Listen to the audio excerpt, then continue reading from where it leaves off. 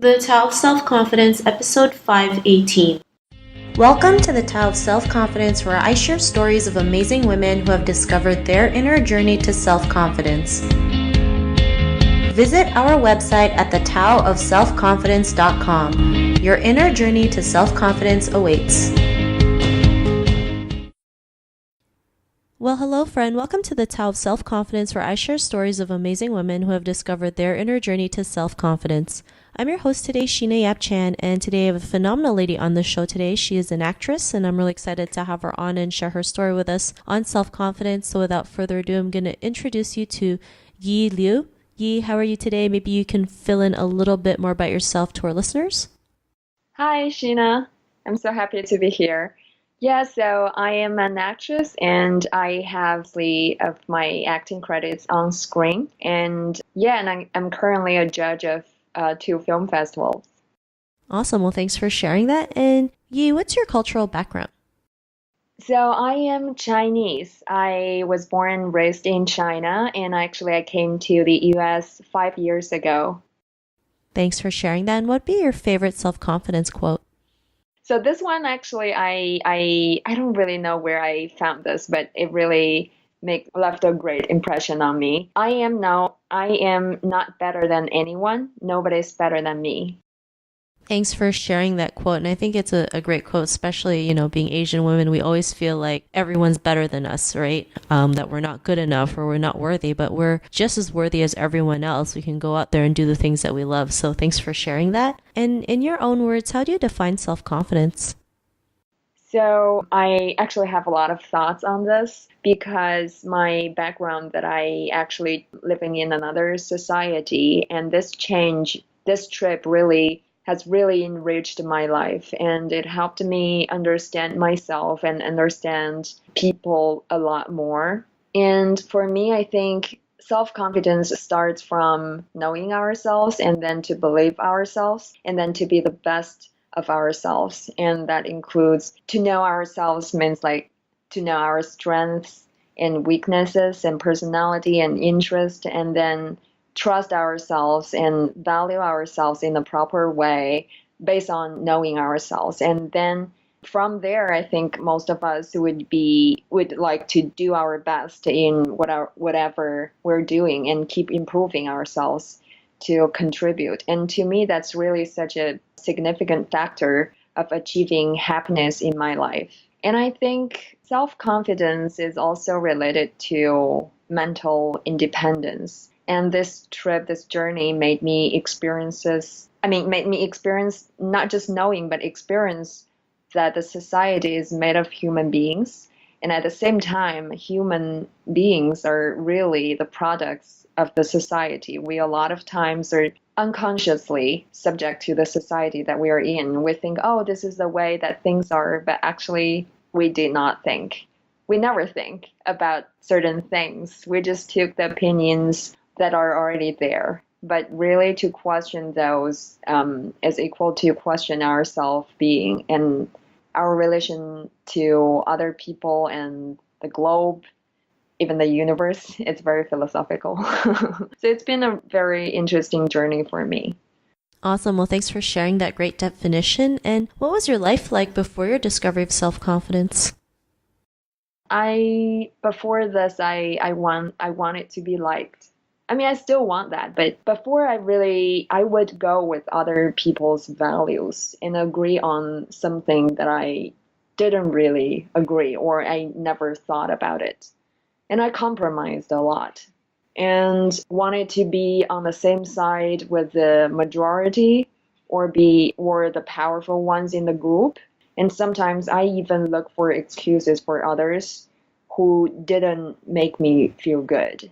And yeah, but after I realized who I am, I really wonder like who I am and what do I feel.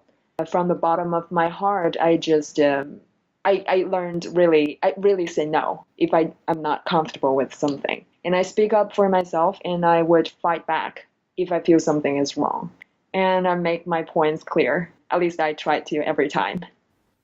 Thanks for sharing that. And, I think it's great that you go out there and say, something like saying no to things that don't serve you, right? Especially growing up, in an Asian household, we're always told to just say yes to everything, not realizing we don't even know what we're saying yes to. And sometimes that can hurt us because it, puts us in situations that doesn't serve us. So we have to create those boundaries and say, no, this will not work for me, right? And it's fine. Being a little selfish is okay. And, it was that point in your life when you realized you were, more than enough to go out and, be the person that you are today and, have that confidence. What was that aha moment?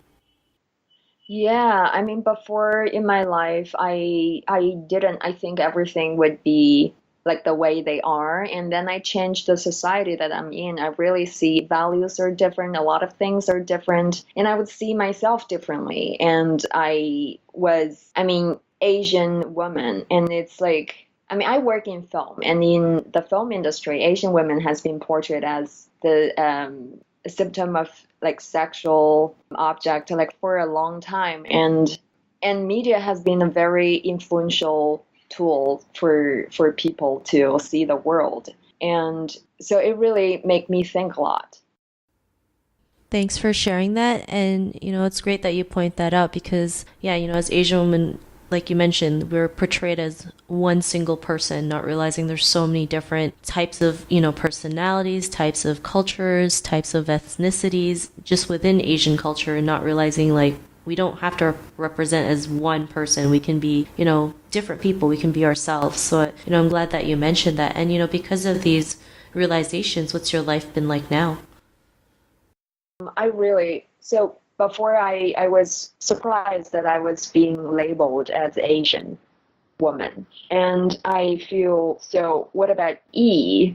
Like, how about my interest, my person? There isn't. Like, I'm Asian. And that's like the comment I got. And that's like, not really. I feel like sometimes I talk to someone, I don't feel like they are really talking to E. Instead, they're talking to an Asian woman. And now when I sense this, I would push more towards, I would show more of my personality instead of an Asian woman that in their point of view. And sometimes if I don't feel comfortable to keep going, I would stop.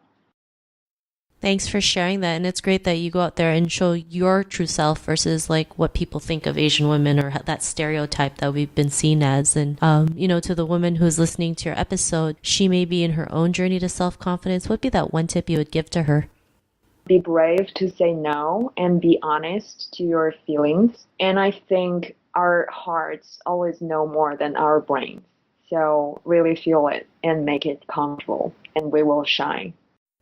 Thanks for sharing those great tips. And if our listeners wanted to get to know a little bit more about you and what you do, is there any links or social media profiles we can connect with? Yeah, I have my Facebook page under the name Yi Liu, and it's spelled Y-I, that's first name, and last name is L-I-U, and yiliuacting.com is my website. And on Instagram is I am Yi Liu. Thanks for sharing that. And to our listeners, if you want to connect with Yi, you can also head on over to the taoselfconfidence.com and search for Yi's name. Her show notes will pop up along with everything else that we talked about. And I just really want to thank Yi for taking the time to share her story and tips with us on self-confidence. So thank you so much. Thank you. Not a problem. It was really great having you on the show. And to our listeners, be on the lookout for another new episode of another amazing woman's journey to self-confidence. And we'll talk to you soon. Bye for now.